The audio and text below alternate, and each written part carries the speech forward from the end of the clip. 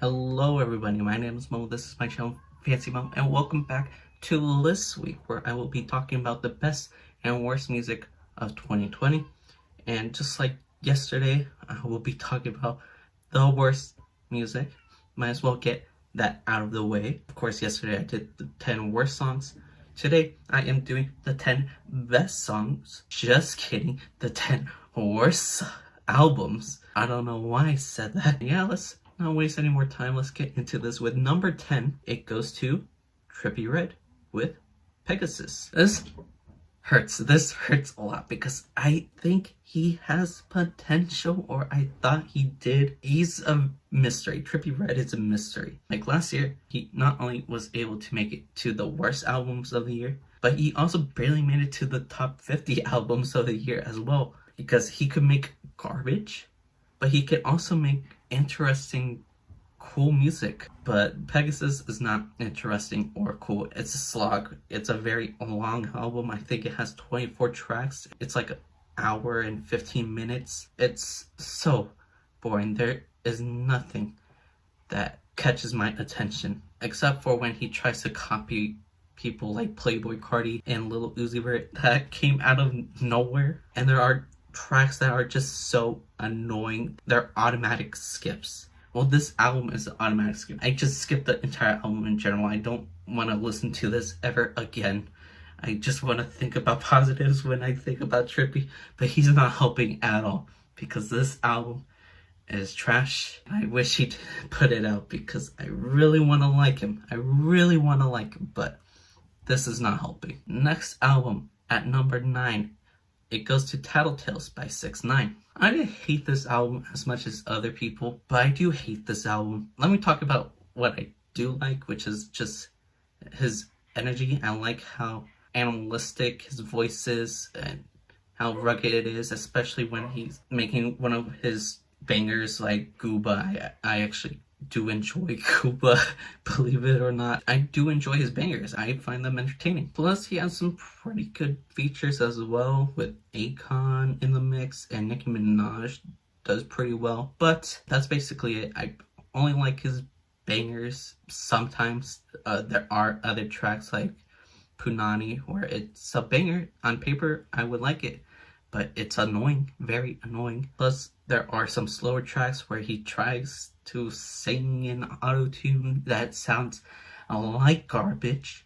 And plus, of course, his lyrics is obnoxious most of the time. This is not consistent. He is annoying, his singing is awful, and he's a snitch. Next album I'm gonna talk about is Find the Beat by Blueface. I'm not gonna lie, there are some tracks I do like off of this album. They're more of the aggressive cuts where Blueface just is going in. Those tracks are entertaining, but most of the album is not like that. Most of the album consists of very cheap instrumentals, questionable lyrics. Like, there are some weird lines off of this album. He tries to sing with auto-tune and it's gross. And plus, a lot of the features he has on this album just one up him. Polo G, NLE Choppa, The Baby. Rappers like them are a lot more skilled than Blueface. And after saying how poorly his album did, I feel like Blueface is gonna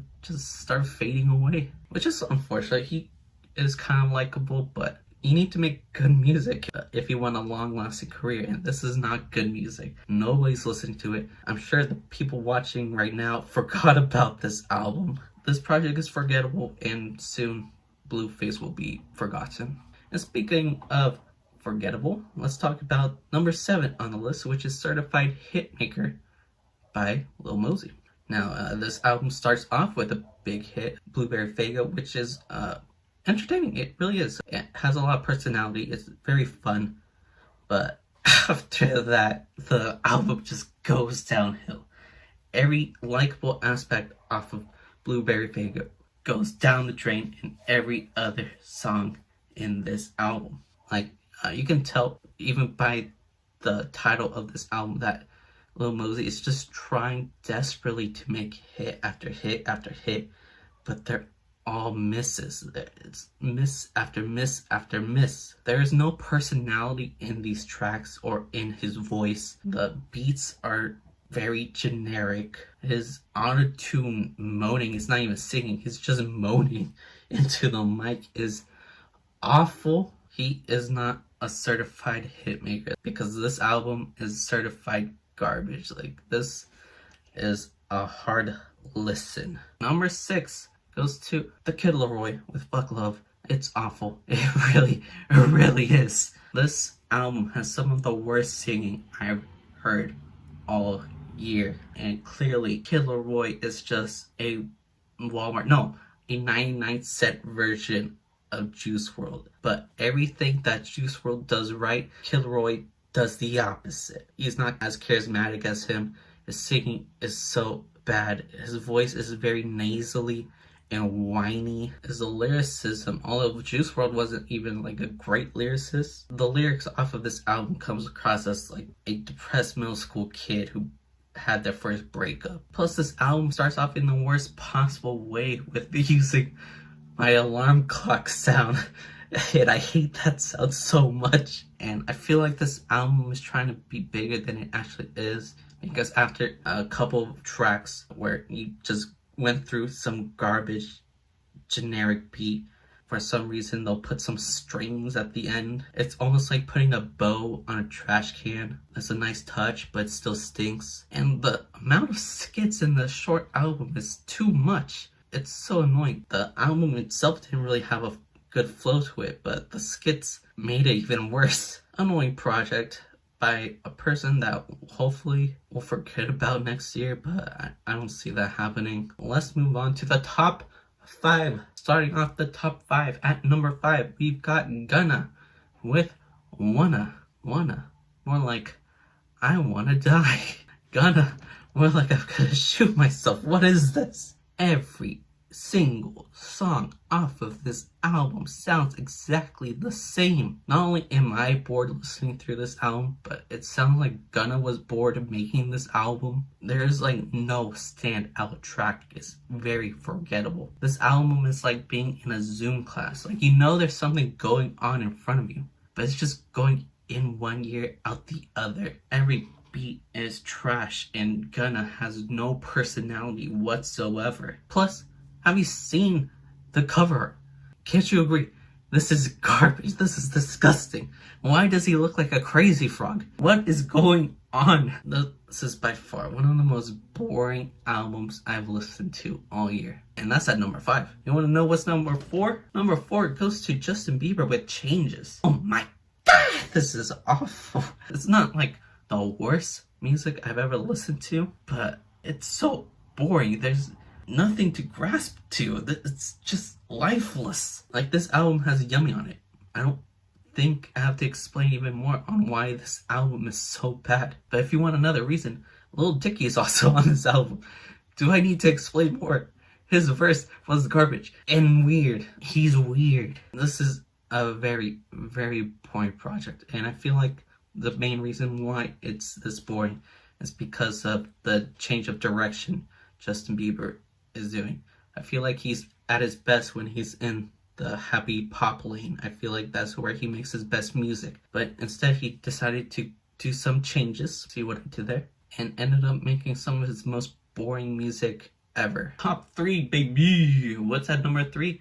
Number 3 goes to Good Intentions by Nav. Everything I said about the Gunna album can be applied to Nav, but 10 times worse. He sounds so basic and boring with his robotic flow. There's some horrible auto-crooning on this thing. Like, this album sounds like what you get if you ask the quiet kid in your class to start spitting. And plus, every feature on this album washes Nav. There's a skill gap between Nav and like a real artist like Pop Smoke. The beats are generic. Again, everything I said about Gunna's album can easily be applied to Good Intentions. Number 2 goes to DAYSTAR by Tory Lanez. Yes, I want all the smoke right now because this album is made only for incels. Made by an incel who shot Megan Thee Stallion on the foot,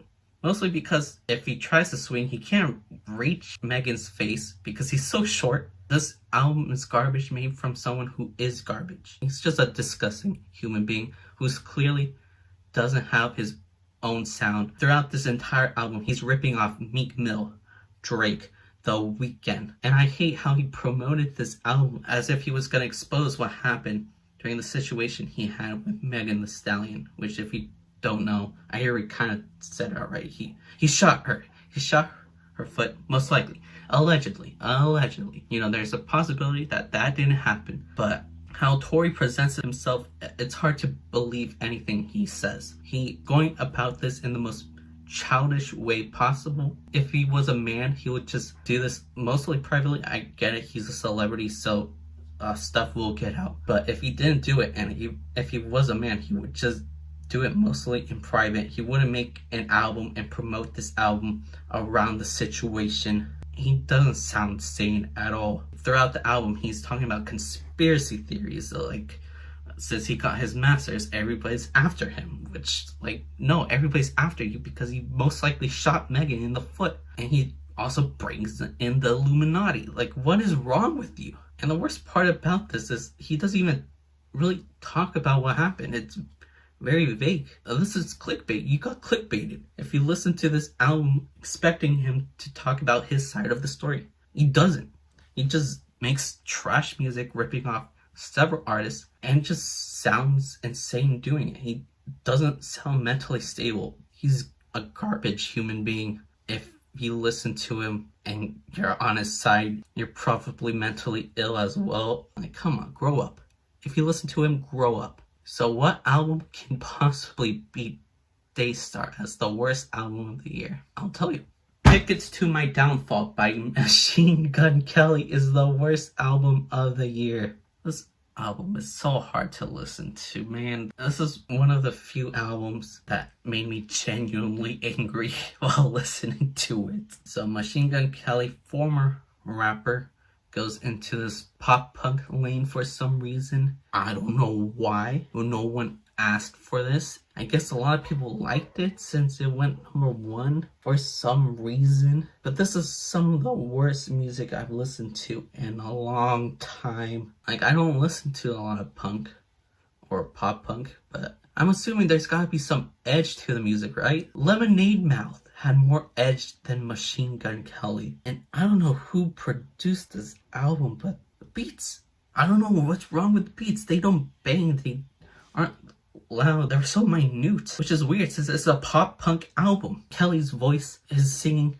is garbage. It's not interesting at all. When he was rapping, his voice wasn't interesting, but his singing is somehow worse than his rapping. This man's 30. Why is he whining about all these things all of a sudden? He sounds like an angsty middle school kid. But he's 30. But look how he dresses. Yeah, he's 30. Grow up. What are you doing? I'm definitely not a fan of this album. There's no good song off of this album. Like, I genuinely hate every song. This is just a sin to music. What was the point of this? Why would you make this? Yeah, so Machine Gun Kelly with Tickets to My Downfall is the worst album of the year, in my opinion. So that's it. That's my list of the worst albums of the year. I'm done here. So if you like the video, that makes sense, right? Comment down below what's the worst album of the year. Mine clearly goes to Tickets to My Downfall. If you like music related content like this, please subscribe since that is what I do here. This week is gonna continue. We're gonna finally talk about good music after this. And yeah, I'm done here. So thank you guys for watching. I love you guys. Goodbye.